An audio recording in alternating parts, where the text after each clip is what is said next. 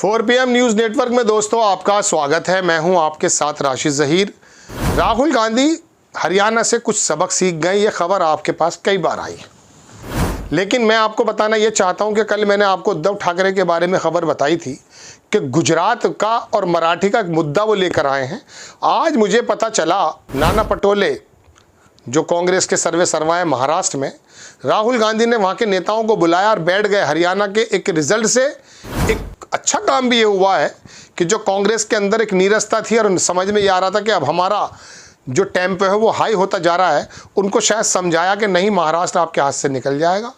हरियाणा में कोई भी जीत का तरीका रहा हो, लेकिन वहाँ जो हथकंडे इस्तेमाल भारतीय जनता पार्टी ने किए हैं, चुनाव आयोग में भी मामला है और वहाँ पर जाट और गैर जाट वाला मामला भी कर दिया है।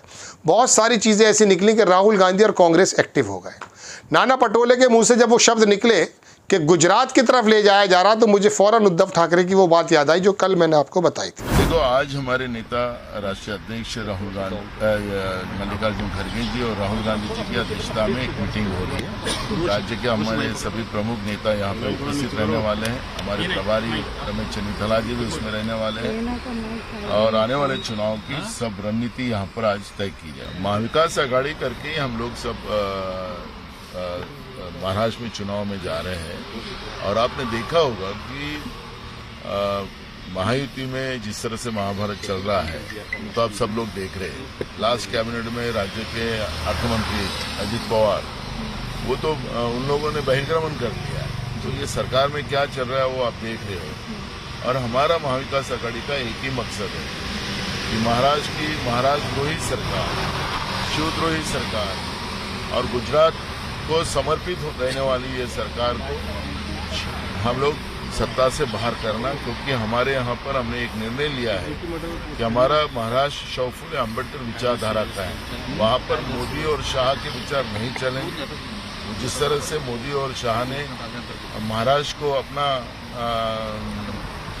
एटीएम कार्ड बना के रखा है, वो अब हम नहीं चलने देंगे। महाराष्ट्र को लूटकर उनने जिस तरह से गुजरात में हमारे सब उद्योग लेके गए, उसकी भी लड़ाई महाराष्ट्र में सब जनता हमारे साथ कर रही है और ये लड़ाई हम जीतेंगे। यानी कि राहुल गांधी ने अपने नेताओं को बुला करके महाराष्ट्र की पूरी कमान अपने हाथ में ले ली और बता दिया कि किस प्रकार से इलेक्शन लड़ने जा रहे हैं।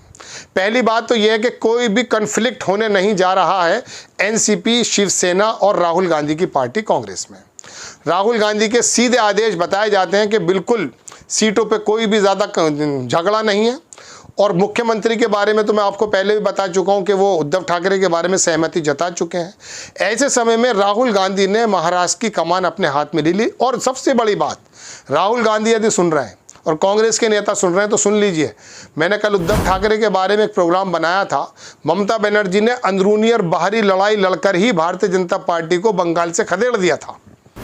पूरी तरह से तो नहीं खदेड़ पाई, लेकिन सबसे बड़ी जीत ममता बनर्जी ने विधानसभा में भारतीय जनता पार्टी के सामने उस वक्त हासिल कर ली थी जब वहां वो 200 सीटें लाने का प्रोग्राम बना रहे थे। हिंदुत्व की धरा पे झगड़े करा दिए थे, लाइब्रेरी में हमले और स्मारक पर हमले, और तमाम भद्रजन बंगाली आपस में लड़ाई लड़ने लगे थे। ऐसे समय में उसने अपने पैर में चोट लगाई या लगी और अंदरूनी और बाहरी की जो बात की, वो ऐसा कैंपेन चला कि बंगाल के लोगों को लगा कि हमारी संपत्ति लूटने कोई बाहर आया। ये एक चुनाव के हथकंडे, मैं उसको पसंद तो करता नहीं, लेकिन जिस तरह से महाराष्ट्र के अंदर जो उपक्रम ले जाकर के गुजरात गया, नाना पटोले ने भी ये बात कही, तो पता चल गया कि राहुल गांधी भी बिल्कुल इसी बात में क्लियर है। और कांग्रेस को अगर ये मैसेज क्लियर हो जाता, जो मैं बताना चाहता हूँ आपको, कि अगर महाराष्ट्र में उन्होंने ये बात बताई कि किस प्रकार से गुजरात को in front of the Maharashtra वो लाकर खड़ा नहीं, उससे ऊपर ले जाना चाहते हैं और वहाँ के उपक्रम वहाँ ले जाना चाहते हैं, तो याद रखिएगा 30% के करीब वहाँ मराठी लोग हैं। 12 चीफ मिनिस्टर 2012-14 से पहले वहाँ मराठी कम्युनिटी से चुने गए। तो वहाँ पर मराठी लोग अगर इस बात की कमर कस गए, जैसा कि उद्धव ठाकरे के नेतृत्व में लोगों के अंदर दिखाई दे रहा है, और कांग्रेस अपनी शर्तों से थोड़ा पीछे हट करके कंप्रोमाइजिंग नेचर में आ गई। एनसीपी वाले शरद पवार थोड़े ऊपर नीचे हो रहे हैं, वो कह रहे हैं अभी नाम नहीं आना चाहिए मुख्यमंत्री का, उस तरह की बातें हैं, वो निमट जाएंगी। ये लोग अगर मजबूती से लड़ गए, और वो जो प्रकाश अम्बेडकर है, याद रखिएगा, उसको बड़ा मत सम्मान है, लेकिन मेरी नज़र में वो हमेशा भारतीय जनता पार्टी के आदमी ही नज़र आते हैं।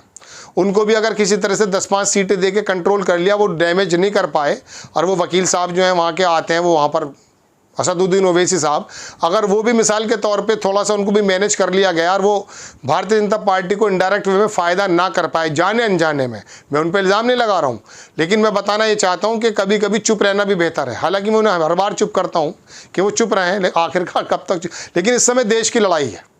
इस समय दोस्तों 100 बरस के बाद जो आरएसएस की भूमि महाराष्ट्र के अंदर है ना, जो मोहन भागवत का बयान आया है परसों तरसों, और वो उसका सारा का सारा जो मैं कह सकता हूँ कंसंट्रेशन जो है वो महाराष्ट्र की सरजमीन पर है। सावरकर हो या बाकी आरएसएस का तमाम जो कुनबा है वो महाराष्ट्र की धरती पे सींचता है, फलता फूलता है, वो वहाँ उसको छोड़ना नहीं चाहेंगे।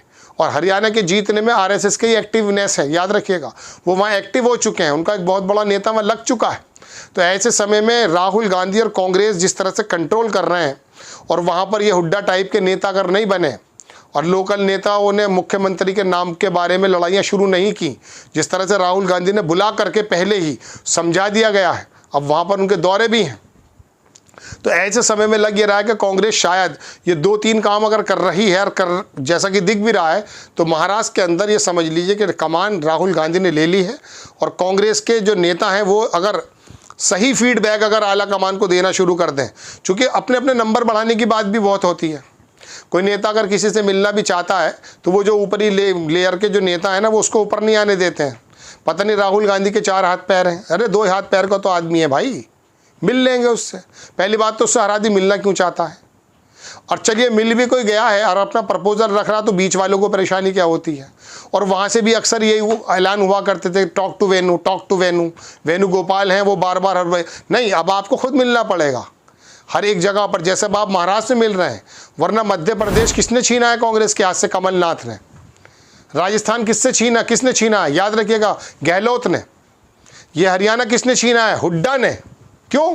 क्योंकि यही छत्र बने हुए थे। 72 टिकट हुड्डा खुद ले आए वहाँ से। 90 में से 72 टिकट जब खुद बांटेंगे तो अपने लोगों को तो बांटा जाएगा। कमलनाथ बोलने नहीं दे रहा था मध्य प्रदेश में, इनको तो बाहर कर देना चाहिए कांग्रेस से। मैं आपको बता दूं, अगर राहुल गांधी थोड़ी सी भी समझदारी दिखाते हैं तो कोई ज़रूरत नहीं है इनको निकाल देने से, बकिया वोट इनकी तरफ आना है। गहलोत अध्यक्ष बनने को तैयार नहीं था, वो सोच रहा था कि चीफ मिनिस्टर फिर दोबारा बन जाऊंगा। खड़गे साहब जब भी तो बने, और बनने के बाद उन्होंने शानदार काम भी किया है। तो इन लोगों के पर उतरने जो लोकल छत्रप इस टाइप के हैं, जो दशकों से जमे बैठे हैं, कोई कह देते हैं जी फाइनेंशियल साउंड अच्छी कर देंगे, कोई ये कर देंगे, इनको बाहर कर देना चाहिए। यही लोग कांग्रेस की बुनियाद में तेल डाल रहे हैं, याद रखिएगा मेरी बात। हालांकि बहुत ज़्यादा एक्सिस मुझे बोलना नहीं चाहिए, कांग्रेस का मसला हमें क्या मालूम, हमें तो खबर देनी है। लेकिन कांग्रेस के सर्वाइवल की बात अगर मैं आपसे करूं तो उसकी बुनियादी वजह यह है कि इन लोगों को बाहर किया जाए या इनको अलग थलग डाल दिया जाए, बीच के लोगों को हटा दिया जाए। ये मोबाइल का ज़माना है, राहुल गांधी शानदार काम कर रहे हैं, अपनी उनकी एक टीम भी है, उस टीम को बिल्कुल सक्रिय कर देना चाहिए। महाराष्ट्र की जिस तरह से कमान हाथ में लिया, हरियाणा का रिजल्ट ने शानदार काम किया है, मुझे तो कोई उसकी हार बुरी लगी नहीं है। अगर आपको बड़े खतरे से सचेत कर दिया हरियाणा की हार ने तो अच्छी बात है, 11% वोट बढ़ा है वहाँ पर। तो उन्होंने तमाम साम दाम दंड भेद इंडिपेंडेंट खड़े कर दिए और बागी खड़े करके दी। बताइए, बागी 15 से 17 लोग ऐसे हैं कांग्रेस के बागी जिन्होंने इतनी वोट पाली है कि वो तीसरे नंबर पे चला गया, चौथे नंबर पे चला गया कांग्रेस का कैंडिडेट। उनको समझाया जा सकता था। और फिर भारतीय जनता पार्टी तो इस काम में निपुण है, उसने तो कश्मीर में भी इंडिपेंडेंट खड़े किए थे, लेकिन कश्मीर का मुसलमान पढ़ा लिखा है, एक साथ वोट करके चला गया है।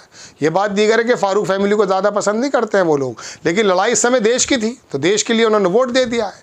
तो दोस्तों बात यह है कि महाराष्ट्र को राहुल गांधी अपने हाथों में ले रहे हैं, कमान अपने हाथों में ले रहे हैं। 1-2 सजेशन जो कांग्रेस को लेकर के हमारे मन में थे, हमने भी बिला वजह दे दिए हैं। हालांकि हमारा काम नहीं है ये, लेकिन हम बताने कि ये कमियां नज़र आती हैं। अब ये हमारा काम तो सूचना देना होता, हम तो भारतीय जनता पार्टी को भी कभी कभी सूचना दे देते हैं। आपको खबर कैसी लगी अपनी राय कमेंट्स बॉक्स में ज़रूर दीजिएगा। चैनल को सब्सक्राइब कीजिएगा, शेयर कीजिएगा। नेक्स्ट टाइम में किसी खबर के साथ हाजिर हो जाता हूँ। जय हिंद।